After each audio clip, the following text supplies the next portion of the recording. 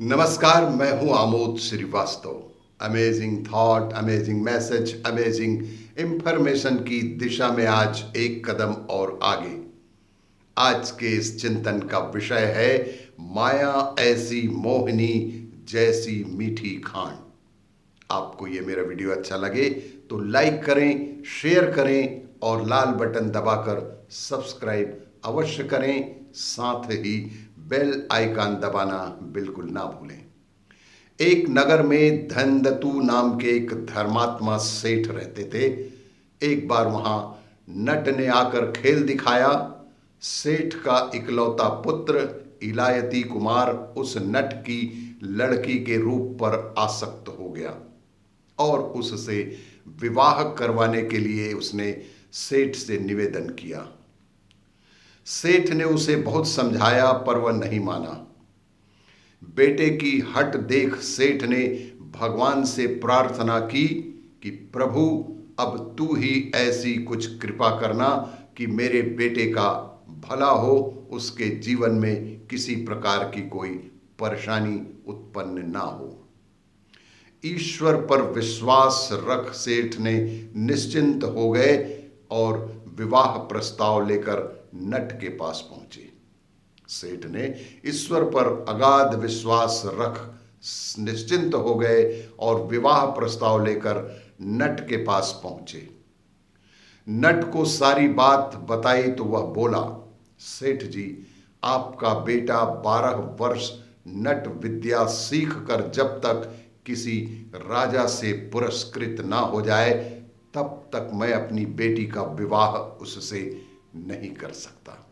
यह उस नट ने राज सेठ के समक्ष अपना ये प्रस्ताव रखा। कामासक्त युवक लोग लज्जा छोड़ के उस नट के साथ रह के नट विद्या सीखने लगा। सेठ का लड़का अपने समाज की चिंता छोड़ के उस नट के साथ रह के नट विद्या ही सीखने लगा। 12 वर्ष में वह नट विद्या में बेहद निपुण हो गया। 12 वर्ष की कठिन परिश्रम के बाद वह नट विद्या में एकदम निपुण हो गया। एक दिन वह काशी के राजा के दरबार में अपनी कला दिखा रहा था। उसकी कला राजा को इतनी भा गई कि खेल पूरा होने के पहले ही राजा ने पुरस्कार की घोषणा कर दी। युवक एक बहुत बड़े स्तंभ पर चढ़ के कला दिखा रहा था। युवक एक बहुत बड़े स्तंभ पर चढ़ के अपनी नट कला दिखा रहा था। उसी समय दरबार में एक चित्ताकर्षक आवाज सुनाई दी। वह चित्ताकर्षक आवाज थी, भिक्षाम देहि, भिक्षाम देहि, भिक्षाम देहि। दासी एक बड़े थाल में सामग्री लेकर महात्मा को देने पहुंची तो उन्होंने कहा, मुझे तो अपनी भूख के अनुसार थोड़ा सा ही भोजन चाहिए। मुझे जितनी भूख है उसके अनुसार मुझे बेहद थोड़ा सा ही भोजन चाहिए। दासी ने आग्रह कर रही थी तथा संत मना कर रहे थे। दासी उन्हें और खाने का आग्रह कर रही थी लेकिन संत मना कर रहे थे। संत के मधुर वचन इलायती कुमार के कानों में पड़े तो वह उनकी ओर देखने लगा। संत ने एक मीठी दृष्टि उस पर भी डाली। संत ने उस नट पर भी अपनी मीठी दृष्टि डाली। संत कृपा व सेठ की प्रभु प्रार्थना के प्रभाव से सेठ पुत्र को विचार आया कि ये संत बार बार आग्रह करने पर भी स्वादिष्ट राजवी मिष्ठानों में से आसक्त नहीं हो रहे हैं। इस तरह के राज सम्मान से मिष्ठानों से भी आसक्त नहीं हो रहे हैं और मैं आसक्तिवश यह कामना लिए बैठा हूं कि इस नटनी के साथ मेरा विवाह हो जाए। धिक्कार है मुझे। मैंने अपने घर परिवार समाज को छोड़कर इस नटनी से विवाह के लिए आ पड़ा हूं, यह मुझे धिक्कार है।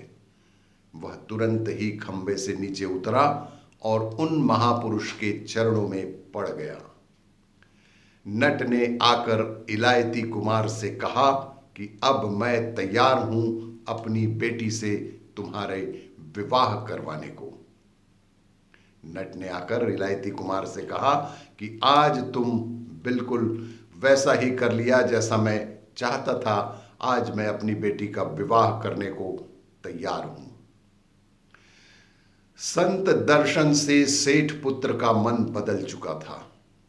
वह बोला, आपकी लड़की एक साधारण नटनी है जिसकी आसक्ति में फंसकर मैं 12 साल से बंदर की तरह नाच रहा हूं, परंतु यह माया रूपी नटनी तो कितने ही जन्मों से नचा रही है और समस्त त्रिलोकी को नचा ही रही है।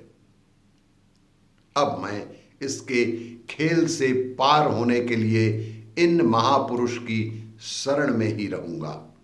आपकी लड़की से मैं विवाह नहीं करूंगा। अब मैं इस संत महात्मा के शरण में ही रहूंगा।